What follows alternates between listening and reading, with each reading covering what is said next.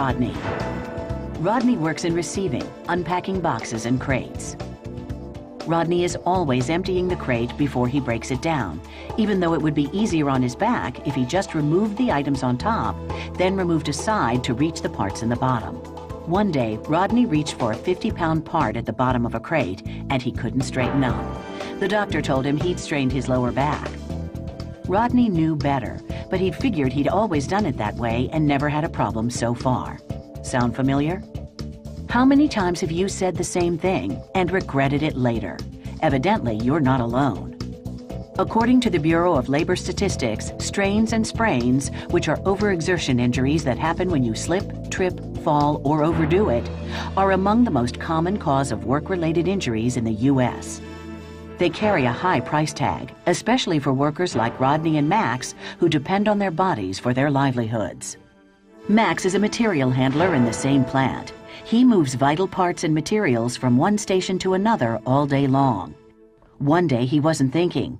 He was walking along juggling 4 boxes when one started to fall.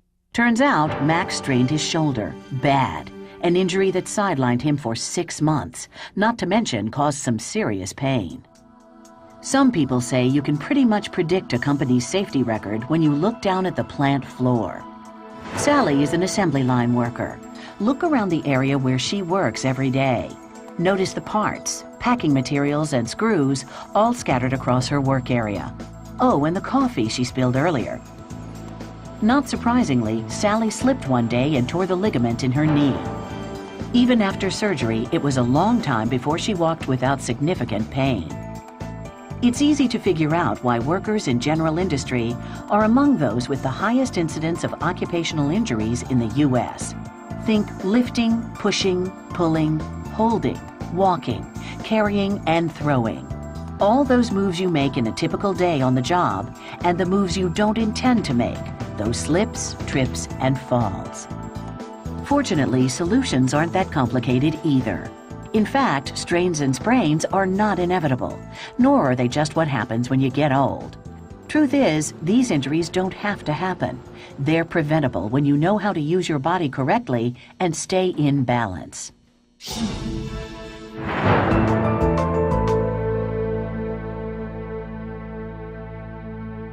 What is a strain? Strains or pulled muscles occur when you twist, pull, or tear a muscle or tendon, which is the tissue that connects muscle to bone. Strains sound like no big deal, but a muscle strain in your hamstring, the muscle that allows you to flex your knee and extend your hip, can sideline you for up to 6 months. What is a sprain? A sprain happens when you tear or overextend a ligament, which are the tough bands of tissue that hold bones together. Strains and sprains can happen from a single stressful event, like a slip, trip, or fall. Or they happen when you get out of balance and work beyond your physical capacity. When you overdo it, you put your body under too much stress. Under stress, muscles and joints can perform motions they're not designed or prepared for. Some common examples include sprained ankles from stepping down awkwardly from one level to another, back spasms from repeated lifting or lifting improperly, shoulder muscle strains from working overhead for extended periods, and elbow strains from using vibrating tools like this drill with your elbow in the air. Since each one of us has different tolerances, some of us get away with this kind of repeated physical stress longer than others. Oh, you may have some aches and pains and sleepless nights, but nothing you can't ignore, right? That's the problem. When we ignore our body's messages and keep pushing through the pain, we can do serious damage. Anytime you stress your body, your muscles get fatigued and tiny micro tears begin to show up in muscle fibers. Keep doing the same thing the same way over and over without time for your body to rest and recuperate, and these micro tears can't heal. The result? Eventually, that 45-pound box of copy paper is the straw that strains the worker's back. Specific risk factors contribute to sprains and strains injuries. Slips, trips, and falls. When you lose traction or trip over uneven ridges in the floor, maybe even hoses and cords strung across walkways in production areas. Poor housekeeping is a common cause of slips and trips. For example, water tracked in from outside on rainy days. Liquid on the floor, like spilled ketchup in the cafeteria. or water from mopping. Grease and oil leaks from machinery that no one took the time to clean up. And clutter that trips you up when you're not paying attention. Not all trips and slips cause falls, but many cause serious strains and sprains when workers try to right themselves. Take it from Sally, who learned the hard way that you can do a lot of damage to yourself before you even hit the ground. Heavy lifting and use of extreme force is another common cause of sprains and strains. For example, frequent lifting, pushing, or carrying heavy loads, or carrying them for long distances, that put high levels of stress on muscles, especially your back and upper limbs.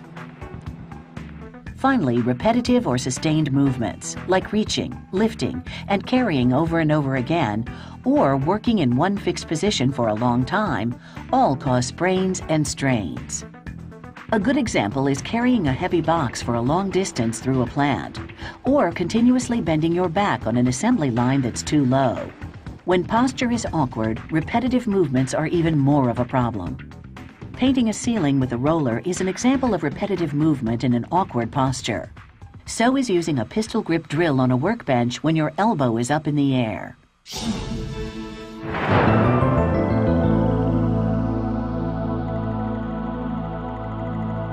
To protect your body, you need to use good judgment. Figure out how you can work in a way that puts the least amount of stress on your body. It's called neutral posture. Notice the spine is relaxed and the natural S-curve distributes body weight evenly. From the side, neutral posture looks like this. Imagine a plumb line suspended above you and hanging down through the center of your body.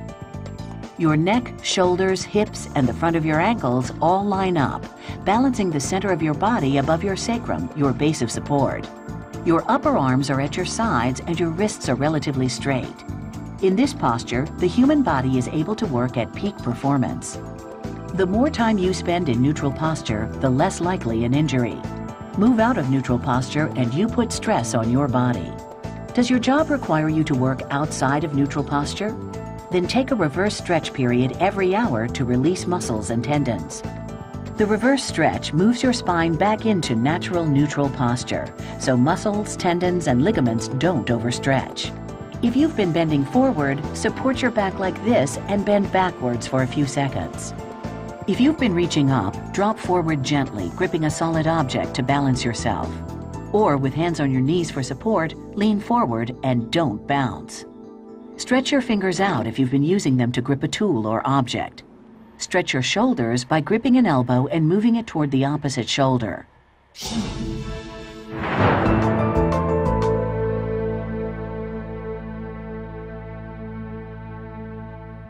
According to the Bureau of Labor Statistics, nearly 160,000 workers are injured every year by lifting the wrong way. These injuries that can affect your back as well as your hips, shoulders, lower limbs, even your ankles, don't have to happen if you lift the right way.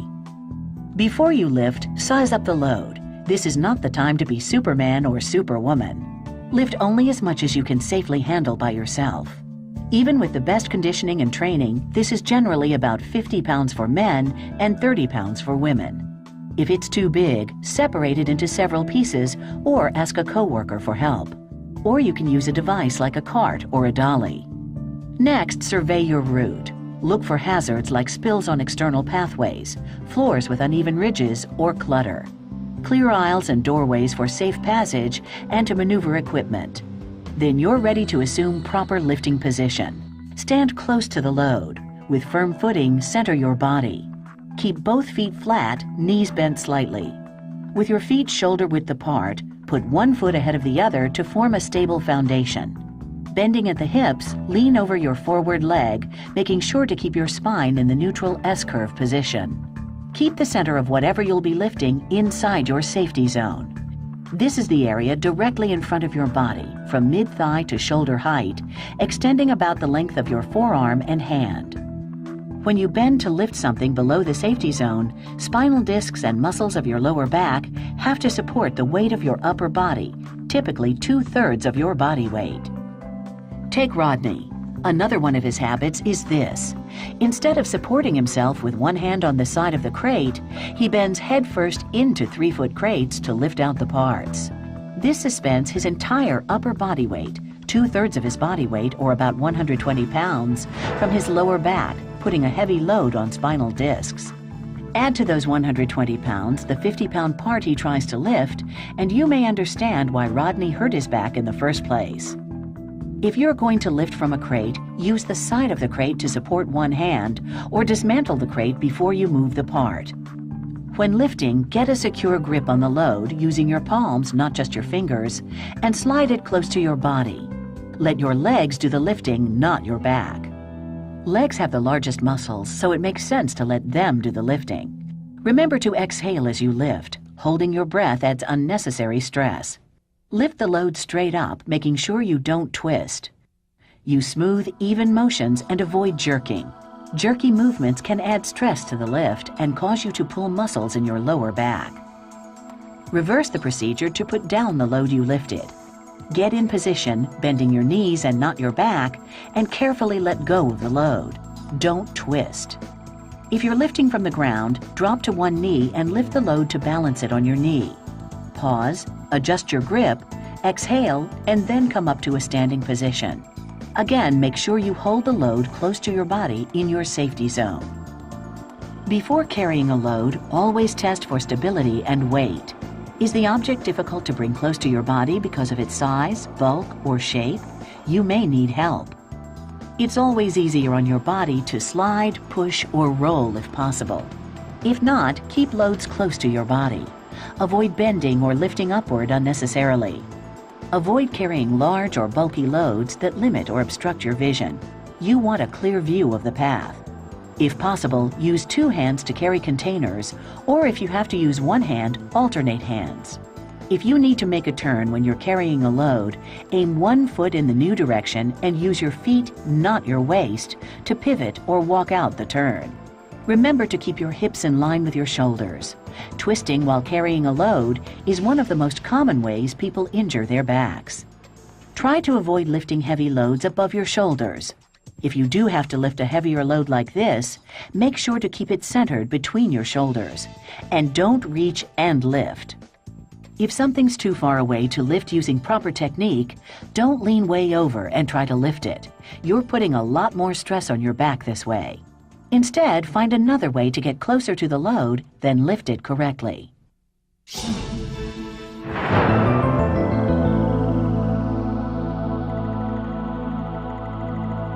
Take a look at this scale. Not surprisingly, the workers who stay in balance tend to work at peak performance and, surprise, don't get injured. On one side of the scale are the things we do that contribute to injuries: poor posture, improper lifting, repetitive motions, stress, poor nutrition, and not getting the R&R we need to repair our body after a long day's work. On the other side of the scale are those things that keep us in balance: good nutrition, a good night's sleep, exercise, stretching, good posture, learning to work in neutral zone, and working in our safety zone. Keep your eye on this scale and pay attention to your body's messages. You need to know when you're getting out of balance, which is going downhill from peak performance to fatigue, discomfort, serious pain, and finally, a lost time injury. Stop yourself before you start spiraling down. It starts with fatigue. That's your first clue that you're starting to spiral down. Take Pete. Pete is a mechanic who tends to procrastinate. He schedules his own work, but always puts the difficult jobs off until late in the shift. Not good. You want to schedule strenuous work early in the shift if possible, before fatigue sets in. Late one afternoon, Pete had to rebuild a bearing house. He was tired, and when he tried to lift it, he strained his lower back. Now he's in nearly constant pain, and he can't even ride in the car to go fishing with his buddies. If you depend on your body for your livelihood, like most of us, you're a lot like a professional athlete. Treat yourself like one. Spend time every day getting yourself into condition so you can work at peak performance. That means regular exercise, a sensible diet, and adequate rest. Experts tell us if your muscles or ligaments have weakened over time from lack of exercise, you're more apt to get a strain or sprain than if you're physically fit. Take opportunities to stretch throughout the day.